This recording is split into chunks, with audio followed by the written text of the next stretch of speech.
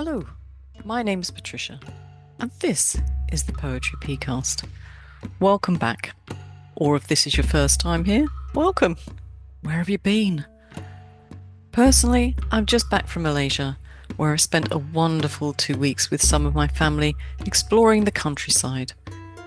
We worked our way down from the island of Langkawi to a final few days in one of the world's biggest islands, Borneo. We loved our stay, but if we had to pick out the absolute highlights, they would be the food, which because of the disparate population is diverse and extremely tasty, and the island of Borneo, where we spent our time travelling along the Kinabatangan River in the company of Erdi, who, bless him, found so many species of native animals for us to marvel at, including pygmy elephants, which are typically elusive. So we were absolutely thrilled. I'll put a link to the company we used in case anyone else is thinking of going to Malaysian Borneo.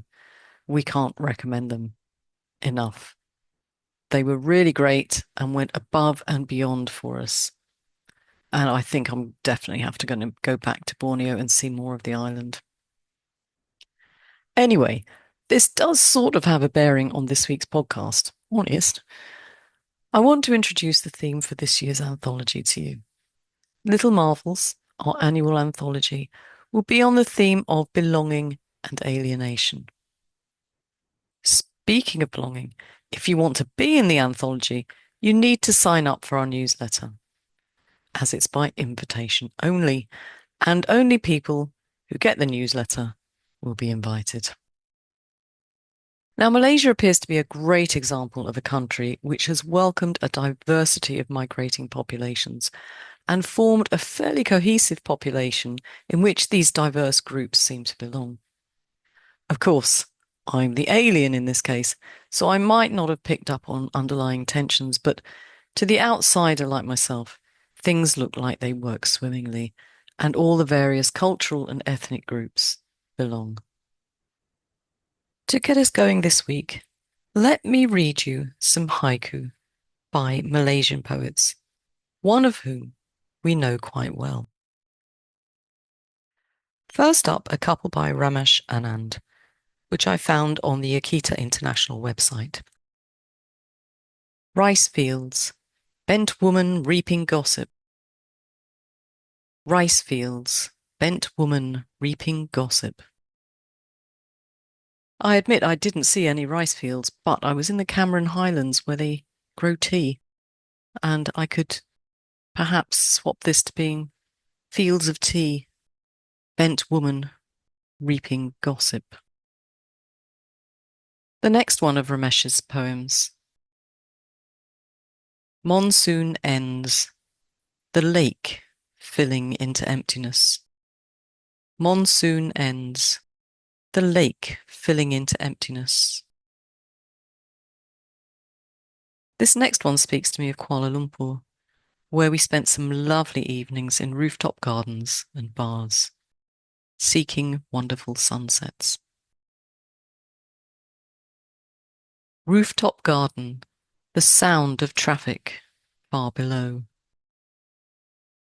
Rooftop garden, the sound of traffic far below. And that's by Jeff Leong, and I found it on the Haiku Foundation's Haiku Dialogue from October 2017. And now for a poet that we definitely know, Christina Chin. Lingering fragrance of a civet cat, mango season. Lingering fragrance of a civet cat, mango season. And I found that at Akita International. Dark moon, a scorpion claws through the thatched roof. Dark moon, a scorpion claws through the thatched roof. And Christina wrote that for us at Poetry P, and it was in the journal 122. Thankfully, I didn't have any scorpions in my room, although we did find some on a jungle walk in Borneo. Now, before I go on, let me remind you that this month, February 2025, is a submission month. Sci-fi coup. And I need your submissions by the 15th, please, if you want to be considered for the first journal of this year. And of course, the podcast. If you're coming late to the party, check out the submission pages of the website. There's almost always something going on. And now back to the anthology. Since I chose this topic, I've noticed that other publications and competitions have also come up with a theme. So I thought I'd tell you why I chose it. And over the coming months, I'll be exploring various sub-themes of belonging and alienation to inspire you to write. And perhaps you'll email me with more ideas to broaden out the scope of the topic. I'd really like us to push ourselves and create something special. Back in September, Zurich in Switzerland, where I live, had its annual Long Night of the Museums, a night when, for a special price, you can visit a number of Zurich's museums well into the early hours of the morning. In truth, I've never made it much past midnight, but you can. They have a website, which I'll put in the show notes if you're ever this way when it's happening. And of course, as it's a Swiss website, you'll find it in many languages, including English. One of the museums I wanted to visit was the Ethnographic Museum because it had an exhibition of some of the Benin bronzes, and I'd never seen them, despite the British Museum having an extensive collection, and I've spent countless hours in the British Museum in my time, as it's not far from my alma mater, University College London. If you don't know what the bronzes are and where they're from, well, Benin is now in Nigeria, and these bronzes, to quote the British Museum, are a group of sculptures which include elaborately decorated cast relief plaques, commemorative heads, animal and human figures, items of royal regalia, and personal ornaments.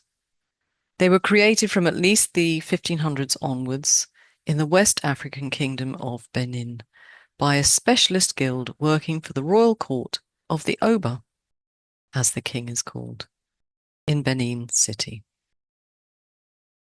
A significant number of these bronzes were created for ancestral altars of the rulers. They were often used in the rituals of accession and provide the world with an historic record of Benin, its customs, its society, its relationship with the outside world, both other African kingdoms and, at that stage, with Europe. How did these bronzes find their way out of Benin? Colonialism. And before you jump to the conclusion that the British were totally to blame, and in truth, they pretty much were in this case, I'd like to put things in a bit of context. During 1884 and 5, a conference of 13 European nations and the US took place in Germany, in which an agreement regulating European colonization and trade in Africa during the new imperialism period was reached. Many people see this as Europe dividing Africa amongst the various European powers. I'm not sure I'm qualified to comment on that. But the result, anyway, was called the General Act of Berlin. Britain had been involved in trade with Benin for some time, at least from the mid-1850s, I believe. Anyway, Benin was an independent state at the time of the General Act of Berlin. Britain had trade agreements with it, but it seems there was pressure from various interested parties to incorporate Benin into the British Empire. No surprise then that the relationship between the British and the royal family of Benin did not always run smoothly. It's complicated, and of course this is a poetry podcast, not a history one, although I know it often heads in that direction. So I'm not going to go into great detail. If you'd like to read up on the topic, I'll put some easily accessible links in the show notes. Anyway, things between Britain and Benin came to a head in 1897 when a British vice-consul in the area took a party to Benin to negotiate with its ruler, with the Oba. The British were massacred. And you can imagine Britain was not going to take that lying down. And of course, they sent a punitive force to Benin, a force of approximately 5,000 men. You can probably imagine the results. And in the process of the British offensive, Benin was looted and many bronzes were taken and sold to various museums and private collectors. The Swiss bronzes I saw in the museum were sold to a private collector living in Switzerland, and that, in a nutshell, is how I was able to see the bronzes in a Swiss museum. If you're wondering if any of the bronzes have been returned, the answer is yes, some have. And many institutions are in discussion with the Nigerian authorities about returning more. But therein lies a problem. Who are they going to return them to? Do they go to the ruler of Benin, the current Oba, who maintains he is the owner of the bronzes, and they might be kept in the royal palace and nobody see them? Or do these bronzes belong to the larger population of Benin? In which case, do they go to the National Commission for Museums and Monuments, which is Nigeria's federal body in charge of its heritage, an organisation that might make sure that the bronzes are available for all the population to see? Looted treasure. School children learn of their nation's past. Looted treasure. School children learn of their nation's past. That's one by me, and it's unpublished because I thought I'd write a few haiku and senryu just for this podcast. I'm sure, though, when it comes to it, you're going to do better than me. When I was writing this verse, I was thinking of the British Museum, chock full of treasures from different parts of the world, and children who are perhaps learning about how these treasures came to be in the museum. But I suppose other people might hear it and think it could be about looted treasure that returns home, and children of the home nation are doing the learning. Anyway, I don't want to give the impression that the British are the only nation that looted from other countries. The Rosetta Stone was originally found in Egypt by the French, although it does now live in the British Museum. The Bangor Queen of Cameroon was looted by the Germans, and through a number of subsequent moves has ended up in France, owned by the Dapper Foundation. And Yale University in the US took possession of a number of articles from Machu Picchu in Peru. They were loath to give them back, but eventually the artifacts made their way to a university in Cuzco. As you can probably tell, my visit to the museum got me thinking. Got me thinking about a lot of things. First off, about where do these looted artifacts belong? And I wondered if you might have something to say about that in your poetry. Do you have something to say about artifacts you've seen in your home museums or your own country somewhere that speak to you of belonging? And also, you might possess historical pieces that contribute to your sense of belonging. I know I do. Spring buds, Mum's African violet in Grandma's milk jug. Spring buds, Mum's African violet in Grandma's milk jug. One of my most precious possessions is, in fact, my grandmother's milk jug. It's not valuable in any monetary sense, but it's priceless to me as it connects me to generations of my family. And I hope to pass it on to a member of my family who might appreciate that. She was rather fond of African violets, and I had to look them up because I'm not a big lover of them. Did you know that they can live for 50 years? Amazing. While I was at the Ethnographic Museum, I met and spoke with a couple of students. One student had migrated to Switzerland from Africa with her parents as a young child and grown up here. Another was the son of an African father and Swiss mother, and had been born and raised here in Switzerland. We spoke together about belonging and where they thought they belonged. As a child of migrants, and a migrant myself, I was really interested to hear their thoughts. The migrant student likened belonging to being a pot plant. She'd been transplanted to Switzerland as a young child, grown up in foreign soil, in a climate that was not her own, and yet she had thrived, despite certain difficulties along the way. And as she spoke, she reminded me of a moth orchid. I've seen them growing happily in their natural surroundings in a garden of a hotel in Battambang in Cambodia. But surely many of us have one in our house. And most of these houses are in places where the orchids wouldn't occur naturally. I have one. I've had many. I'm renowned in my family for killing them. I like to think I give them too much love.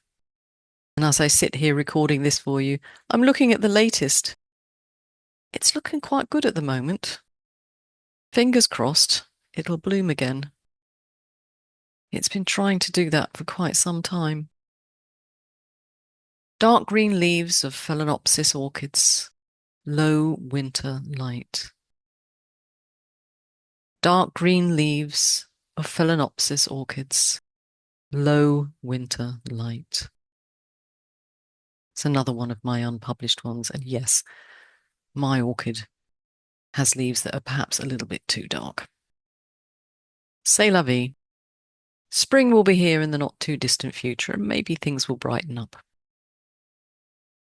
The other student was much less positive about where he belonged, and it was clear he felt some alienation in his mother's country. And to stay with botanical poetry, perhaps he felt a little bit like this. Bitterly cold winter, Fuchsia Magellanica Ricartonii withers and dies. Bitterly cold winter, Fuchsia Magellanica Ricartonii withers and dies. Another one by me. I know I'm always banging on about specificity. I wonder, though, is that a bit too specific? But going back to my grandmother, her garden was full of this type of fuchsia. My mother's too, as they reminded her of her home. And in London, I had no problem growing them in my garden. But here in Switzerland, well, I think the poem says it all. I keep trying, though, because if I have a fuchsia and some potatoes growing, I feel like I have a connection to my roots. But going back to my student friend, perhaps this one is more suitable. Summer bedding, the only yellow trumpet in the flower bed. Summer bedding, the only yellow trumpet in the flower bed. Another one I wrote just for this podcast. And did you know the yellow trumpet is the national flower of Nigeria? And you can find it on its coat of arms. Thinking of my young friend, Switzerland has a population that's really quite white. And so I imagine that my young friend might well have felt like the only yellow trumpet in the flower bed. Alienation. Let's think about that element of the anthology in another podcast. Of course, you don't have to follow my lead with botanical references to illustrate how you belong or how you feel alienated. I leave it up to you to find your own way. But as a result of my conversations in the museum, I began to think about where I belong. How do I know I belong? The simplest answer to that might be that I belong at home. I belong to my family. I belong to various hobby groups. But it's really not that simple. As I thought about it, I found that I have a very complicated relationship with home and belonging. If someone asks me where home is or where I belong, I'm hard-pressed to tell them. Or maybe I tell them that I have many homes. Ireland, London, Switzerland. In fact, I was having just that sort of conversation with someone in Kuala Lumpur the other week who asked me that very question, where did I belong? Surely, she said, it's where you're born. And I thought about it for a minute and said, no, I'm not entirely sure that it is. Isn't life complicated? So another strand of your poetry might involve place names, places where you belong. Crystal Palace Park, a kaleidoscope of colour, dripping ice cream. Crystal Palace Park, a kaleidoscope of colour, dripping ice cream. Another one of my unpublished ones. This might give us another opportunity to write poetry including place names, as we did in Series 4, Episode 18. Link in the show notes. And I thought I'd bring us some poetry from that episode, which I think fit the bill for belonging. Dad casts again. In our bucket, the wild smell of Lake Minnewanna. Dad casts again.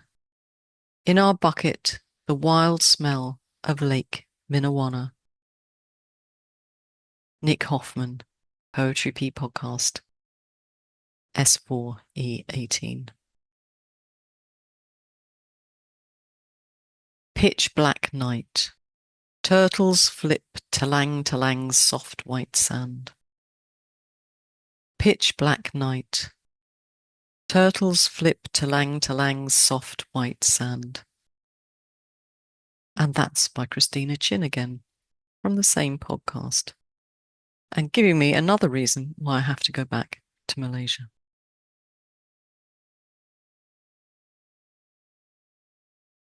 Mumbai local. A rainbow halts at the platform for a minute. Mumbai local. A rainbow halts at the platform for a minute. Arvinder Kaur. Poetry P Podcast, S8E5. Catskill Mountain Dew. My whole life contained within these peaks and valleys. Catskill Mountain Dew. My whole life contained within these peaks and valleys. Sorry Grandstuff, Poetry P Podcast, S8E5. I think that one clearly speaks of belonging, don't you? I continue to mull over the question of belonging, possibly coming to some sort of conclusion. As a migrant, from a family of migrants, I have to feel rooted to belong. Perhaps we all do. And unlike Sari, my roots might not be in place, but with my family. Wild dog roses rampant in the hedgerows, summer residence. Wild dog roses rampant in the hedgerows, summer residence. That one speaks of my summer holidays when I'd go home to Ireland to spend time on the farm. Shriveled leaf. The mirror catches my father's face. Shriveled leaf. The mirror catches my father's face. I was inspired to write that one by a photo I was looking at recently. The older I get, hence the shriveled leaf, the more like my father I look. Grandpa's hen house on the path through the pines. Komoribai. Grandpa's hen house on the path through the pines. Komoribai. That's actually one of my published ones. It was in Geppo in November 2021. Dew-wet grass, following the snail trail of Granny's wellies. Dew-wet grass, following the snail trail of Granny's wellies.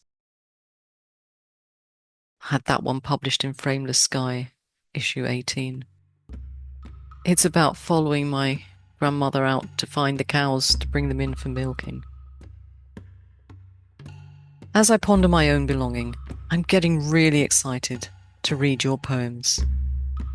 Make sure you're signed up to the mailing list so you don't miss your opportunity to submit. I'll have more podcasts to inspire you, some to encourage you to think about alienation too. But remember, if you do have thoughts on belonging and alienation, I want to hear from you. So until next week, when I hope you'll join me for more poetry, keep writing. And don't forget, there are some links for you to follow up the context of today's podcast if you'd like to know more about the Benin bronzes. And of course, if you're thinking of going to Borneo, I have that recommendation for you too. Ciao!